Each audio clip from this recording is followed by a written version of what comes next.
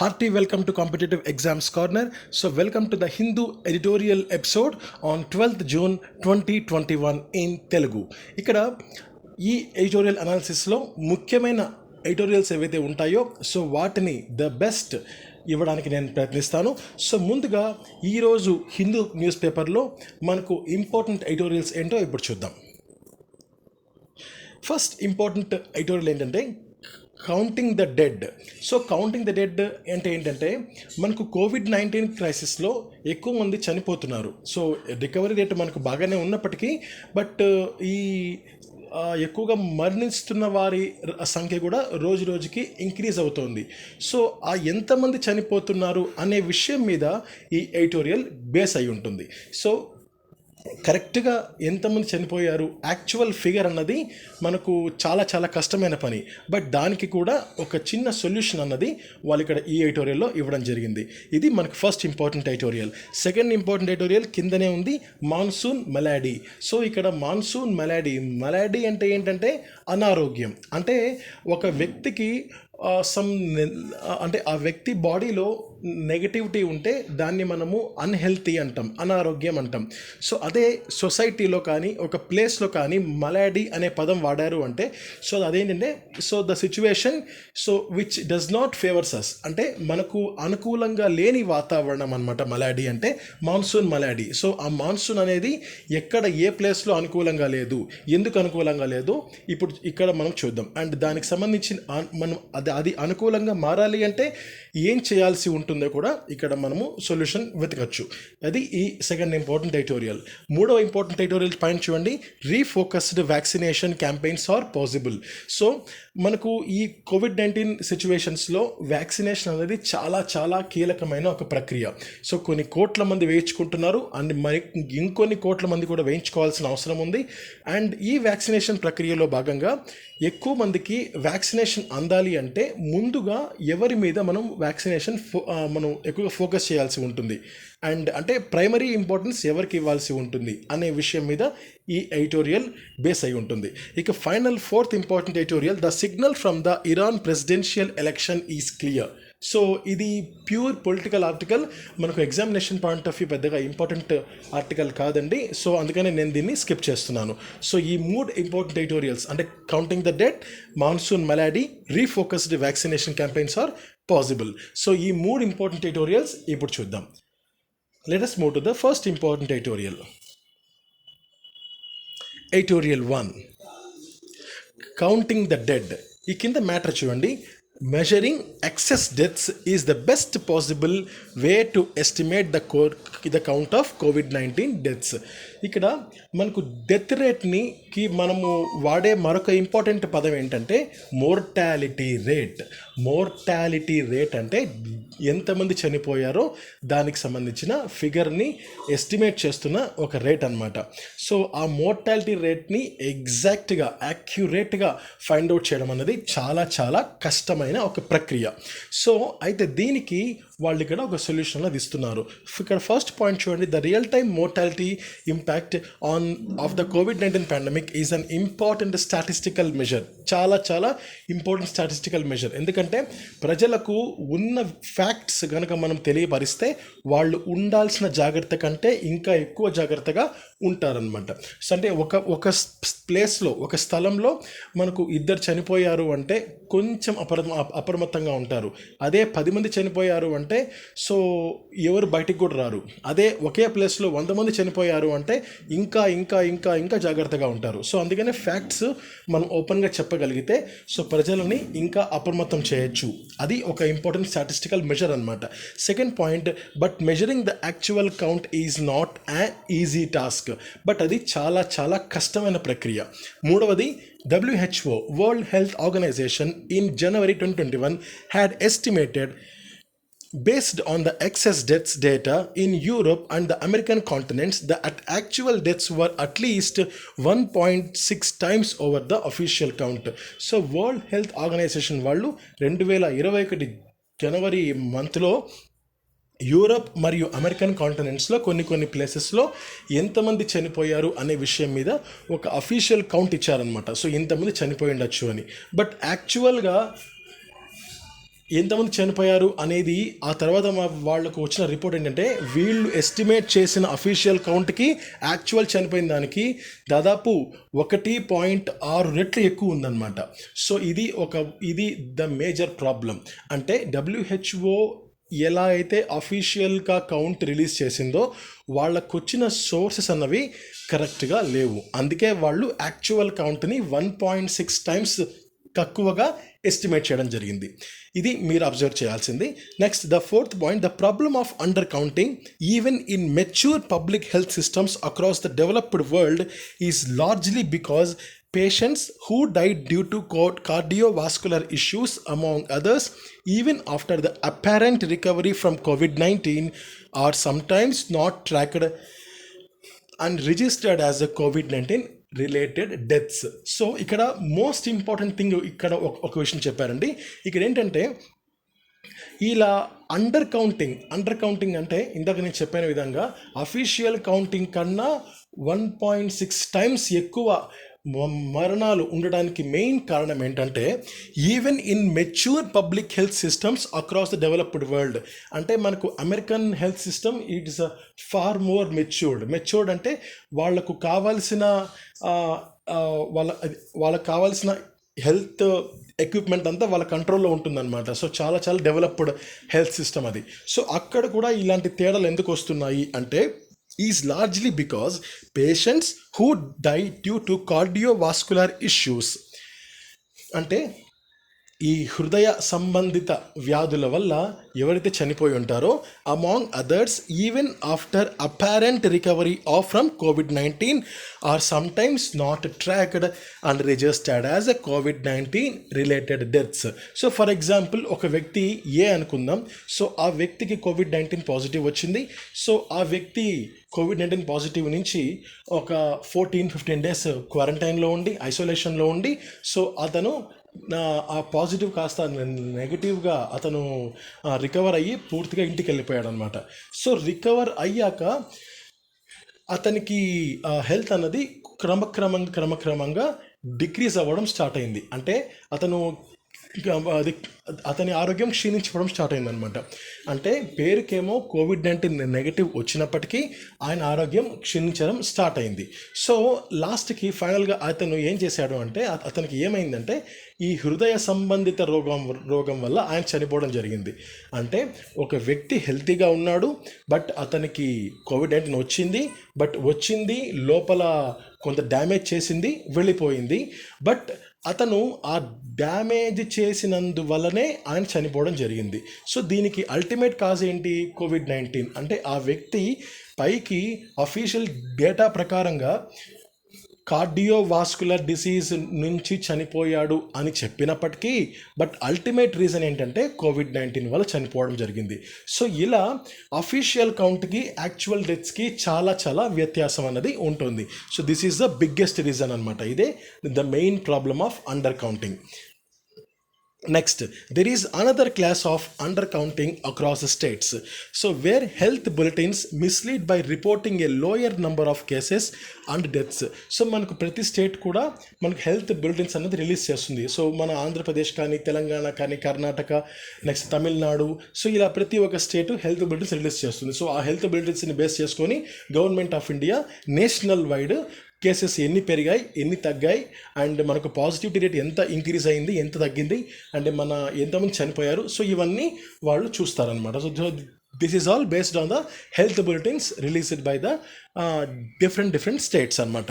అయితే ఆ health bulletins కూడా యాక్యురేట్గా ఉండటం లేదని చెప్పి ఇక్కడ మనకు ఇన్ఫర్మేషన్ వస్తుంది.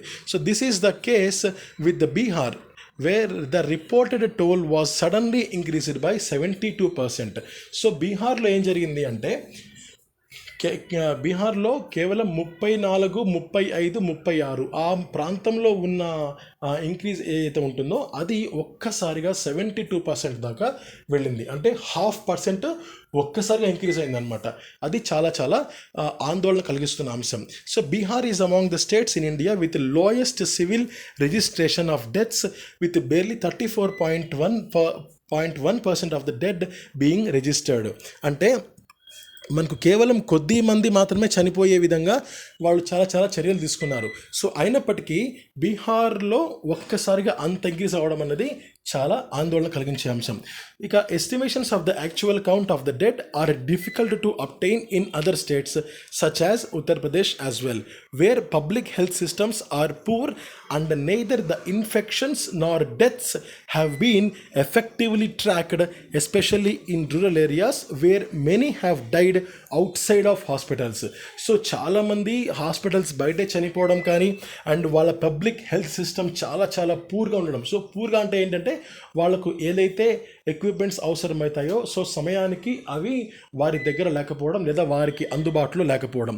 సో ఇవన్నీ చాలా చాలా ఇబ్బంది కలిగించే అంశం. సో అలాంటి చోట్ల కూడా మనకు యాక్చువల్ కౌంట్ అన్నది మనకు లభ్యం కాదనమాట.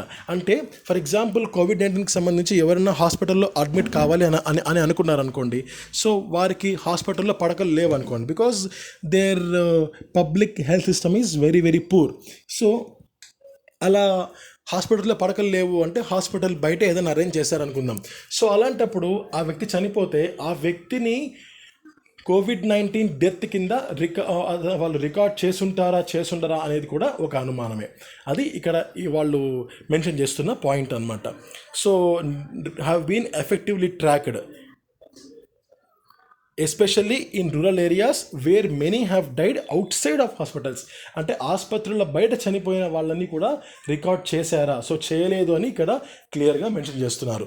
సో నెక్స్ట్ ఇంపార్టెంట్ పాయింట్ ఈ ఎడిటోరియల్లో అయితే దీని అన్నిటికీ ఒక బిగ్ సొల్యూషన్ అనేది వాళ్ళు ఇక్కడ ఇవ్వడం జరిగింది. ఈ ఎడిటోరియల్ రాసిన వ్యక్తి, one method to assess the actual number of deaths due to COVID-19 is by calculating the excess deaths during the given period when the pandemic has raised compared to the baseline mortality occurring in similar time frames before the pandemic. అంటే మనకు pandemic ఏదైతే అంటే corona virus విపరీతంగా ఒక ప్లేస్లో విపరీతంగా వ్యాపిస్తోంది అనే సమయంలో మీరు ఎంతైతే ఎస్టిమేట్ చేస్తున్నారో, అంటే ఎంతమంది చనిపోతారని మీరు ఎస్టిమేట్ చేస్తున్నారో, సో దానికంటే ఇంకా ఎక్కువ ఎస్టిమేట్ చేయండి.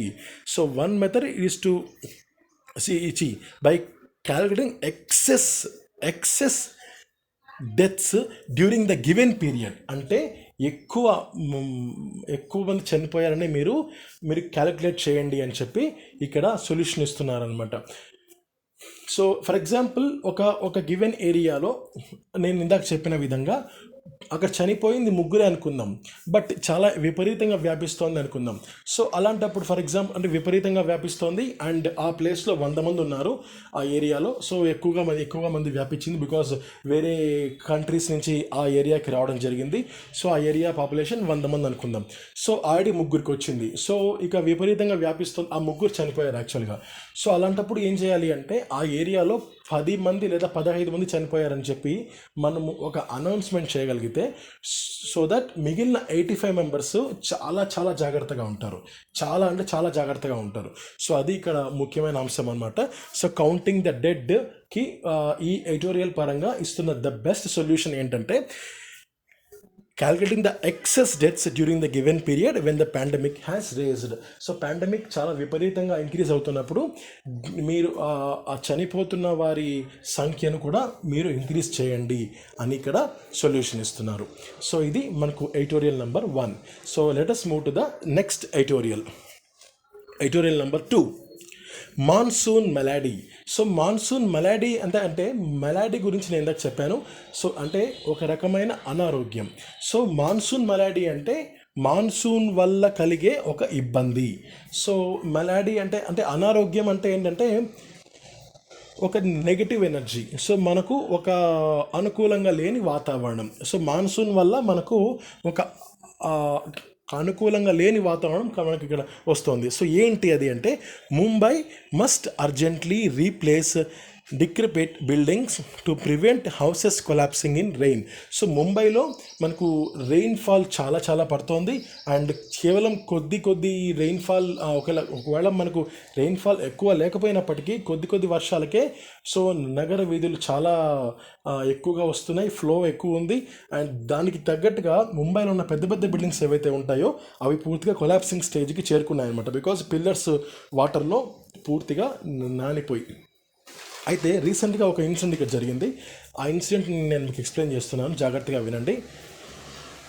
ముంబైలో ఒక ఏరియాలో ఏం జరిగిందంటే రీసెంట్గా ఈ మాన్సూన్ల వల్ల వర్షాలు భారీగా పడ్డాయి. సో ఒక ఓల్డ్ బిల్డింగ్ని ఆ ముంబై అథారిటీ ఏవైతే ఉంటారో వాళ్ళు చాలా పట్టించుకోకుండా అలాగే వదిలేశారు చాలా కాలం నుంచి.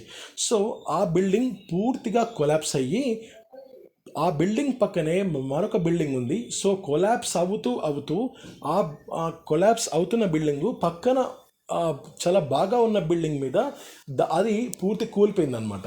సో అలా కూలిపోవడం వల్ల ఏం జరిగింది అంటే ఈ సరిగ్గా ఉన్న బిల్డింగ్ కూడా పూర్తిగా కొలాప్స్ అయ్యే పరిస్థితి చేరుకుంది.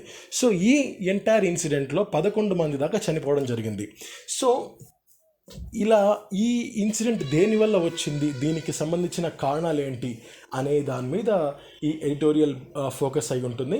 సో ఇది మనకు ఎగ్జామినేషన్ పాయింట్ ఆఫ్ వ్యూ పెద్దగా ఇంపార్టెంట్ కాకపోయినా బట్ కొంతవరకు మనకి ఇంపార్టెంట్ అని నాకు అనిపించింది. ఎందుకంటే ఇక్కడ వాళ్ళు ముంబై అని స్పెసిఫిక్గా మెన్షన్ చేసినప్పటికీ పెద్ద పెద్ద సిటీస్లో అంటే మనకు బెంగళూరు కానీ హైదరాబాద్ కానీ నెక్స్ట్ చెన్నై కానీ సో ఇలాంటి పెద్ద పెద్ద సిటీస్లో సేమ్ ఇదే రకమైన మనకు సిచ్యువేషనే ప్రతిసారి మనకు ఉంటూనే ఉంది. సో ఇదే సిచ్యువేషన్ ప్రతి సిటీకి అప్లై అవుతుందని నేను దీన్ని పిక్ చేసుకోవడం జరిగింది. And the cities desperately needs channels of huge volumes of water to flow out and A plan to create new urban wetlands. అంటే ముందుగా సిటీలో వర్షం పడితే ఆ వర్షపు నీరు బయటికి వెళ్ళటానికి కొన్ని మనకు ఒక అవుట్లైన్స్ అంటూ మనకు కావాలి. సో దీనికి మేము ఒక news channels of huge volumes of water to flow out అంటే సిటీ నుంచి ముందు ఆ వాటర్ని బయటికి వెళ్ళడానికి ముందు మనం ఒక ప్లాన్ని క్రియేట్ చేయాలని చెప్పి వాళ్ళు ఇక్కడ చెప్తున్నారు.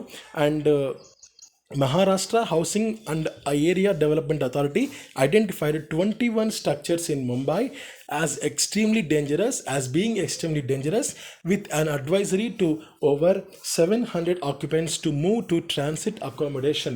So 21 ప్లేసెస్లో అది 21 స్ట్రక్చర్స్ ఇన్ ముంబై. సో అవి చాలా ఎక్స్ట్రీమ్లీ డేంజరస్గా ఉన్నాయన్నమాట. అయితే అందులో నివసిస్తున్న 700 మంది ప్రజల్ని వాళ్ళు సురక్షిత ప్రాంతాలకి తరలించే యోచనలో Mumbai housing and area development authority వాళ్ళు ఆలోచిస్తున్నారు. సో ఇది మనకు సెకండ్ ఇంపార్టెంట్ ఎడిటోరియల్ అనమాట. అయితే ఇది మోస్ట్ ఇంపార్టెంట్ కాదు. సో ఇక్కడ ఏంటంటే మనకు బేసికల్గా సిటీస్లో అర్బన్ డెవలప్మెంట్ అథారిటీ వాళ్ళు చేయాల్సిన మెయిన్ ఇంపార్టెంట్ వర్క్ ఏంటంటే వర్షాలు పడ్డప్పుడు ఆ వర్షపు నీరు ఎంత త్వరగా సిటీ నుంచి బయటకు వెళ్ళిపోవాలి అనే విషయం మీద వాళ్ళు ఆలోచన చేయాల్సి ఉంటుందన్నమాట. సో అది చాలా ముఖ్యమైన అంశం అన్నమాట. ఎందుకంటే కేవలం కొద్ది వర్షాలకే సిటీ పూర్తిగా వాటర్తో నిండిపోవడం అన్నది కరెక్ట్ కాదు. బికాజ్ ఎంతోమంది అఫీషియల్స్ చాలా వర్క్స్ మీద వెళ్తూ ఉంటారు కనుక సో ఎవరికి ఎటువంటి ఇబ్బంది ఉండకూడదు అంటే వర్షాకాల సమయంలో మనం ఆ వాటర్ని సాధ్యమైనంత త్వరగా సాధ్యమైనంత అర్లీగా బయటికి పంపించాల్సి ఉంటుంది. అది మనము ఇక్కడ ఈ ఎడిటోరియల్ నుంచి నేర్చుకుంటున్న ఒక సొల్యూషన్. నెక్స్ట్ ఎడిటోరియల్ నెంబర్ 3 విషయానికి వస్తే refocused vaccination campaigns are possible. So vaccination ప్రక్రియ అన్నది చాలా ముఖ్యమైన ప్రక్రియ ప్రజెంట్ సిచ్యువేషన్లో. సో ఎవరైతే వ్యాక్సినేషన్ వేయించుకోలేదో దయచేసి వెంటనే వేయించుకోండి. సో 18 to 44 వారు ఒకవేళ లేట్ అయినా పర్లేదు, బట్ ఎవరికైతే 45+ ఉంటుందో వారు తప్పకుండా వేయించుకోవాల్సి ఉంటుంది. అండ్ ఒకవేళ వారికి ఏదైనా సరే ఆపరేషన్స్ కనుక లేనట్లయితే నెక్స్ట్ వాళ్ళకి ఏదైనా స్కిన్ సమస్యలు ఏవైతే లేనట్లయితే మిగిలిన వాళ్ళు ఖచ్చితంగా వేసుకోండి. సో ఇలా స్కిన్ సమస్యలు ఉన్న వాళ్ళు కానీ నెక్స్ట్ రీసెంట్గా ఆపరేషన్స్ చేసుకున్న వాళ్ళు కానీ వాళ్ళు వేసుకోకూడదని నాకు ఇన్ఫర్మేషన్ వచ్చింది. సో వాళ్ళు తప్ప మిగిలిన వాళ్ళు ఖచ్చితంగా వేసుకోవాల్సిన కోరుకుంటున్నాను. And local planning will need to go hand in hand with equitable plans at the national and global levels. అయితే లోకల్ ప్లానింగ్ అంటే మనకు ఫర్ ఎగ్జాంపుల్ ఆంధ్రప్రదేశ్ విషయానికి వస్తే సచివాలయాలు ఉన్నాయి. సో ఆ సచివాలయాలు ఎవరికి వాళ్ళు కాకుండా లోకల్ హ్యాండ్ ఇన్ హ్యాండ్ అంటే కలిసి పనిచేయాలన్నమాట. నెక్స్ట్ ఈ సచివాలయాన్ని కలిసి ఇప్పుడు నెక్స్ట్ జిల్లా రాష్ట్రం నెక్స్ట్ ఇలా south India north India next India మిగిలిన వాళ్ళతో అలా ప్రతి ఒక్కరు మరొకరితో కలిసి పనిచేయగలిగితే ఖచ్చితంగా మనం దీన్ని వ్యాక్సినేషన్ ప్రక్రియని చాలా ముందుకు తీసుకెళ్లే అవకాశం ఉంటుంది. So as we look ahead to what is promised to be a transition from a lack of vaccine supply to one of greater availability, the plan must be prioritize people. ఇక్కడ as we look ahead to what is promised to be a transition from a lack of vaccine supply to one of greater availability, the plan must be to prioritize people. So ఇక్కడ ఒకప్పుడు ఒక సిచ్యువేషన్లో last year మనకు vaccine అందుబాటులో లేనప్పుడు మనం ఏం చేసాము అంటే వ్యాక్సిన్ని మనమే స్టార్ట్ చేయడం మనము మొదలు పెట్టామన్నమాట. సో అలాంటి సమయంలో అంటే మన దగ్గర వ్యాక్సిన్ లేని స్థాయి నుంచి చాలా ఎక్కువ వ్యాక్సిన్స్ అందుబాటులో ఉండే స్థాయికి మనం చేరుకున్నాం. ఇలాంటి సమయంలో మనం ఏం చేయాల్సి ఉంటుంది అంటే the plan must be to prioritise people. అయితే ఆ వ్యాక్సిన్స్ ఎవరికి పడితే వాళ్ళకి వేయకూడదు, ఎవరికి ముఖ్యమో వాళ్లకు ముందుగా వేయాలి. అంటే ప్రతి ఒక్కరికి వ్యాక్సిన్ వేయాల్సిందే, అందులో ఎటువంటి సందేహం లేదు. కానీ ఎవరికి ముఖ్యం అనేది మనం ఆలోచించుకోవాలి. ఎవరికి ముఖ్యమో వాళ్ళకు మాత్రమే ముందు మనము వ్యాక్సినేషన్ వేయాల్సి ఉంటుంది. సో ఇక్కడ చూడండి హైఫన్ తర్వాత older adults who remain unvaccinated and very much at risk. అంటే ఎవరైనా సరే పెద్దవారు అంటే ఎవరు 60 years పైన వాళ్ళు కానీ 50 years పైన వాళ్ళు కానీ అండ్ వాళ్ళు ఎవరైతే వ్యాక్సినేషన్ వేసుకోలేదో వారు second category very much at risk. So already corona symptoms వచ్చిన వాళ్ళు కాకుండా సో ఎవరైతే ఎక్కువగా ఇబ్బంది పడుతుంటారో కాస్త ఏజ్ ఎక్కువ ఉంటుందో వాళ్ళు, సో ఎవరైతే రిస్క్ ఎక్కువగా ఉన్నవాళ్ళు కానీ నెక్స్ట్ వ్యాక్సినేషన్ వేసుకోని వారు కానీ, సో ఈ 2 కేటగిరీస్ వాళ్ళని ఎక్కువగా ప్రయారిటైజ్ అంటే వాళ్ళు ప్రైమరీ ఇంపార్టెన్స్ మనం వాళ్ళకు ఇవ్వాల్సి ఉంటుంది. Ensure we vaccinate them before we open vaccination to younger adults. So మనము కేవలం అంటే చాలా చిన్నపిల్లలైన 18 సంవత్సరాలు 19 సంవత్సరాలు వారికి కంటే కూడా వీరికి మనం చాలా ఇంపార్టెన్స్ ఇవ్వాల్సి ఉంటుంది. This would prioritise people based on the risk of severe disease. So ఆ డిసీజ్ యొక్క సివియారిటీని బేస్ చేసుకొని మనము ఈ ప్రయారిటీ అనేది ఇచ్చుకోవాల్సి ఉంటుంది. And need essential principles if we plan with justice in mind. So మనం ఎంచుకున్న ప్రిన్సిపల్స్ ఏవైతే ఉంటాయో వాటిని మన మనసులో పెట్టుకొని ముందుకెళ్లాల్సి ఉంటుంది. అంటే ఆ డిసీజ్ యొక్క సివియారిటీ ఎంత ఉంది అండ్ వాళ్లకు ఎంత మాత్రం అవసరం ఉంది, ఈ రెండింటిని బేస్ చేసుకొని మనం వ్యాక్సినేషన్ ప్రక్రియ అన్నది ప్రయారిటీ పరంగా ఇవ్వాల్సి ఉంటుంది. Next India depended and continues to depend on the ఆస్ట్రాజెనకా vaccine. So మనకు ఆస్ట్రాజెనకా వ్యాక్సిన్ మీదే ఎక్కువగా ఇండియా డిపెండ్ అయిందనమాట. Because it was stable in refrigerator for longer periods than other vaccines. So మిగిలిన వ్యాక్సిన్స్ ఏంటంటే అది త్వరగా అవి కొలాప్స్ అయ్యే అవకాశం ఉందన్నమాట. సో కానీ మనకు రిఫ్రిజిరేటర్లో మనం స్టోర్ చేసుకుంటే ఎక్కువ రోజులు ఆస్ట్రాజెనకా వ్యాక్సిన్ వాళ్ళకు వస్తుంది. సో అందుకనే ఇండియా ఆస్ట్రాజెనకా వ్యాక్సిన్ మీద ఎక్కువగా డిపెండ్ అయినట్టు ఈ ఎడిటోరియల్ ద్వారా మనకు తెలుస్తుంది. Next, unfortunately our data during the pandemic do not allow us to examine whether gender, caste, religious and indigenous identities have impacted the risk of SARS-CoV-19 to infection or death. So అంటే మన వాతావరణ పరిస్థితులు కారణమయ్యాయా లేదా మనకు ఎక్కువ మందికి ఆడవారికి కానీ ఎక్కువ మంది మగవారికి కారణమయ్యాయా లేదా నెక్స్ట్ క్యాస్ట్ బేస్డా, రిలీజియస్ బేస్డా, లేదా మన ఇండియన్స్లో ఎక్కువ మందికి వచ్చాయా లేకపోతే మనకు ఫారిన్ నుంచి ఎక్కువగా రావడం జరిగిందా. సో ఇలా సంబంధించిన ఎటువంటి డేటా కూడా మన దగ్గర లేకపోవడం చాలా కాస్త ఆందోళన కలిగించే అంశం అనమాట. So it is an unfortunate అంటే మనకు అదృష్టం అంటే అన్ఫార్చునేట్ అంటేనే సో ఇది మనకు కాస్త ఆందోళన కలిగించే అంశం అన్నమాట. సో అంటే ఇక్కడ ఈ ఎడిటోరియల్ చాలా చాలా పెద్ద ఎడిటోరియల్ అనమాట. సో చాలా ఎగ్జాంపుల్స్ కూడా ఉన్నాయి దీంట్లో. అయితే నేను కేవలం కొద్ది ఇంపార్టెంట్ పాయింట్స్ మాత్రమే తీసుకొని ఈ ఎడిటోరియల్ని నేను మీకు ప్రజెంట్ చేయడం జరుగుతుంది. సో దీంట్లో బేసికల్గా వ్యాక్సినేషన్ మీద వాళ్ళు ఇచ్చిన ప్రైమరీ సొల్యూషన్ ఏంటంటే older adults who remain unvaccinated and very much at risk. For example ఒక ఏరియాలో ఒక 7 ఇళ్ళు ఉన్నాయనుకోండి, ఆ 7 ఇళ్లలో 5 ఇళ్లకు పూర్తిగా కరోనా పాజిటివ్ వచ్చింది.